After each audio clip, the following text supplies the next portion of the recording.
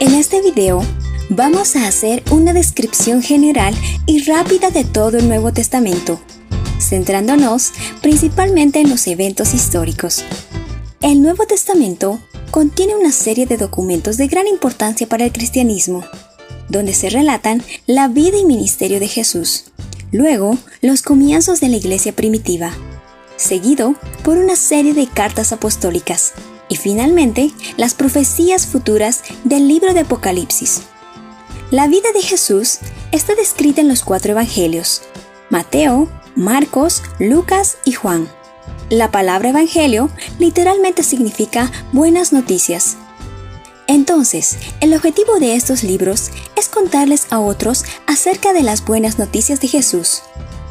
Todo comienza con Jesús.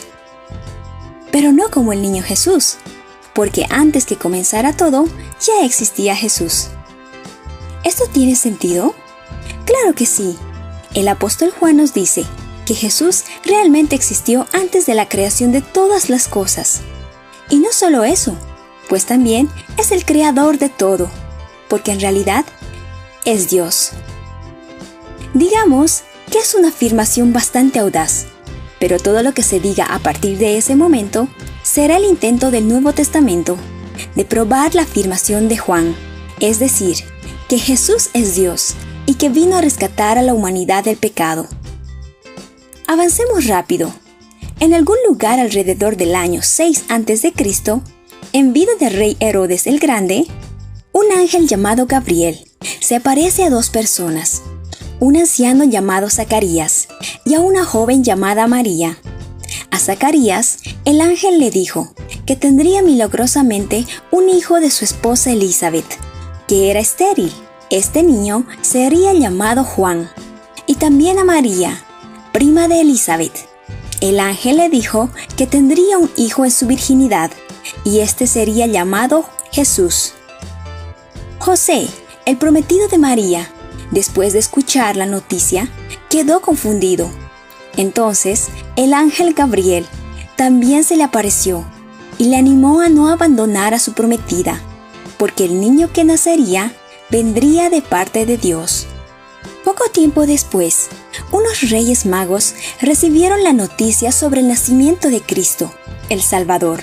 Este maravilloso evento también fue acompañado por el cántico de una multitud de ángeles, en presencia de unos pastores de ovejas.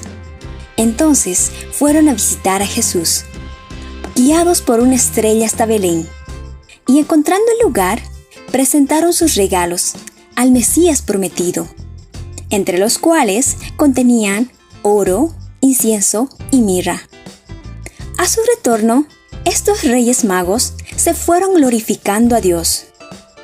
Luego, advertidos por un ángel, María y José huyeron con Jesús hacia Egipto, porque el rey Herodes se enteró de que había nacido un rey y ordenó que mataran a todos los niños menores de 2 años.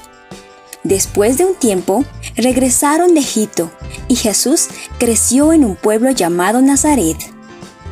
Más allá de una breve mención en la que Jesús, a sus 12 años, estaba en el templo conversando con los doctores de la ley, el Nuevo Testamento guarda silencio sobre la infancia y adolescencia de Jesús, pero entra en escena cuando ya es adulto. El evangelista Lucas menciona que tenía unos 30 años cuando inició su ministerio. Juan el Bautista, que es el hijo de Elizabeth, también comienza su ministerio por aquel tiempo, llamando a todos a arrepentirse y bautizarse, porque el Mesías o el Salvador ya viene. Alerta de spoiler. Está hablando de Jesús. Así que Jesús aparece y Juan lo bautiza.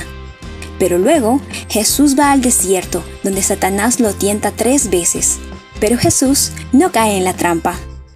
Después de estos 40 días de ayuno, Jesús comienza a predicar el mensaje de salvación y a manifestar su deidad a través de múltiples milagros. Rápidamente crece el número de sus seguidores, y de aquellos, Jesús escoge a un grupo de 12 hombres, que posteriormente serían conocidos como sus discípulos y apóstoles. Mientras recorre Israel, enseña a las multitudes, ayuda a los pobres, sana a los enfermos, echa fuera demonios y muchos otros milagros. Su enseñanza más famosa es la que se conoce como el Sermón del Monte. Al comienzo, las multitudes lo aman y escuchan sus afirmaciones mesiánicas, pero también, durante más o menos 3 años, Jesús confrontó el pecado y la hipocresía de los líderes religiosos de aquel tiempo. Debido a esto, muchos líderes, como los fariseos, se ponen celosos y comienzan a conspirar contra él. Y es aquí donde aparece uno de los discípulos de Jesús, que lo traiciona por unas 30 monedas de plata. Y este personaje es Judas Iscariote. Aquella noche, Jesús es arrestado y juzgado injustamente por sus enemigos. Después de ser burlado, escupido, abofeteado y azotado cruelmente, Jesús recibe la condena de morir crucificado. El gobierno romano, liderado por Pilato, fue presionado y manipulado por los líderes religiosos, con el propósito de ejecutar la muerte de Jesús. Y allí, colgado en una cruz, Jesús se desangró y murió. Pero espera, ¿no dijo Juan que Jesús era Dios? Pues eso es exactamente lo que preguntaban sus seguidores. No solo perdieron a un amigo cercano, un mentor o un maestro, sino que perdieron a aquel que proclamó ser el Mesías prometido desde siglos pasados. Y por tanto, perdieron también todas sus esperanzas. Pero 3 días después de que Jesús fuera enterrado en una tumba, unas mujeres fueron a atender el cuerpo, como era la tradición judía. Pero en lugar de encontrar su cuerpo, los evangelios dicen que la tumba estaba vacía y que Jesús había resucitado. Enseguida habló con las mujeres y luego se presentó físicamente a los discípulos. Con una mezcla de temor y asombro, reconocieron su poder divino y por tanto lo adoraron. Ahora bien, el próximo evento sería la ascensión de Jesús a la diestra de su Padre, que está en los cielos. Pero antes de irse, les encomendó una misión, la de ir por todo el mundo y predicar esta buena noticia, para que a través de la fe en Jesús reciban el perdón de todos sus pecados. Y ya que la tarea no sería nada fácil, Jesús enviaría al Espíritu Santo para ayudarles a cumplir la misión. Así concluyen los 4 evangelios: Mateo, Marcos, Lucas y Juan. Luego comienza el libro de los Hechos, que también fue escrito por Lucas, y continúa desde donde lo dejó. Jesús regresa a su Padre, y sus discípulos continúan reuniéndose juntos en espera del Espíritu Santo. Mientras tanto, eligen un nuevo discípulo, llamado Matías, para reemplazar a Judas Iscariote, quien se ahorcó por remordimiento. Luego, esperan en Jerusalén. En Pentecostés, una fiesta judía, Jesús envía su Espíritu para dar poder a sus discípulos, para que hablen con denuedo. Y miles de judíos escucharon el mensaje y creyeron que Jesús es el Cristo. Desde ese momento en adelante, los discípulos comenzaron a ministrar de la misma forma en que lo hizo Jesús. Recorren toda Israel, enseñando a las multitudes, ayudando a los pobres, sanando a los enfermos, expulsando demonios y muchos otros milagros. Los fariseos también comenzaron a hacer lo que mejor saben hacer: tramar contra los discípulos de Jesús. Inmediatamente comienzan a arrestarlos, golpearlos y amenazarlos para silenciarlos. Pero los discípulos se negaron a guardar silencio sobre lo que habían visto: que Jesús había resucitado y que volvería por segunda vez como Rey al final de todos los tiempos. La tensión aumenta en Jerusalén y Esteban se convierte el primer mártir por confiar en Cristo. A causa de esta persecución, la iglesia se dispersa, sigue creciendo por todo lugar. Uno de los principales promotores de esta persecución fue un fariseo llamado Pablo, o Saulo de Tarso. Aproximadamente en el año 34 después de Cristo, Pablo viaja a una ciudad llamada Damasco para continuar con la persecución. Pero en el camino tiene un encuentro milagroso con el Jesús resucitado, que lo confronta y luego se arrepiente de su maldad. E inmediatamente, Pablo se convierte y se une a la iglesia que anteriormente trató de destruir. Luego, comienza a difundir las buenas noticias con todas las personas que pasan por su camino. Durante la siguiente década, la iglesia siguió creciendo y en algún momento de este periodo se escribió el libro de Santiago para animar a los nuevos judíos conversos a seguir creciendo en su nueva fe. Si bien el cristianismo comenzó en Jerusalén, casi exclusivamente entre los judíos, el mensaje comenzó a extenderse rápidamente, incluso entre aquellos que no eran de linaje judío.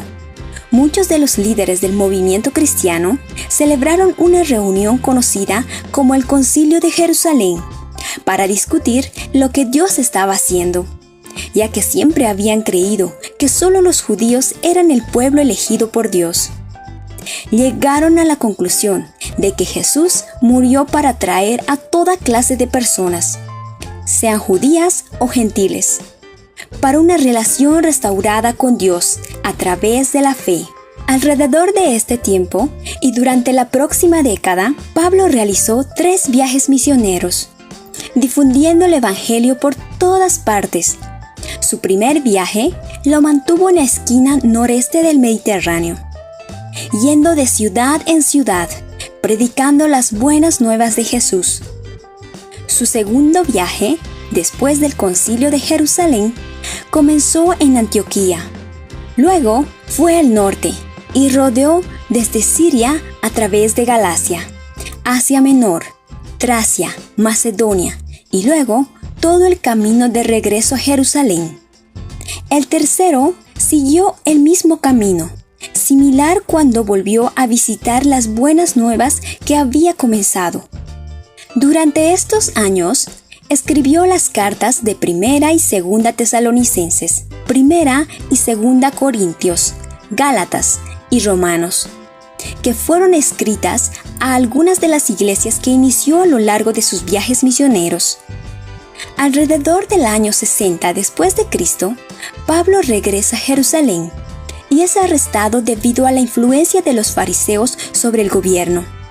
Pablo va a la corte y es deportado a Roma, donde le espera un juicio bajo arresto domiciliario.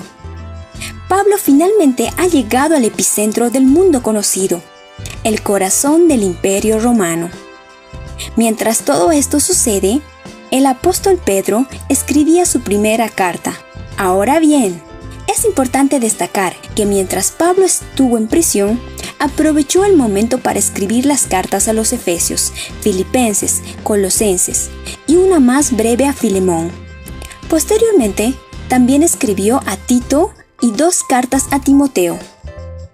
Aunque en la Biblia no se relatan todos los detalles del ministerio de Pablo, podemos acudir a los registros de la tradición eclesiástica, los análisis historiográficos y exegéticos, para señalar que aproximadamente en el año 67 después de Cristo, Pablo fue decapitado por su fe, y en este mismo periodo de tiempo se escribieron Segunda Pedro, Hebreos y Judas.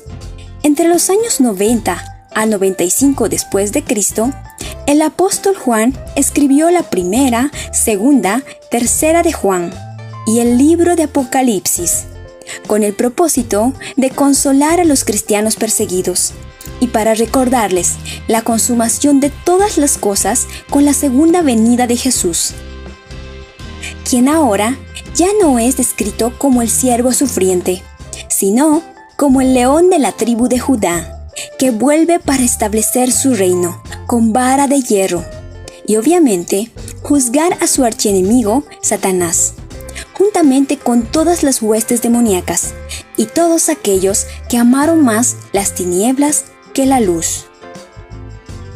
Así concluye el relato del Nuevo Testamento. Nos vemos en el próximo video, donde seguiremos subiendo materiales bíblicos que te sean útiles.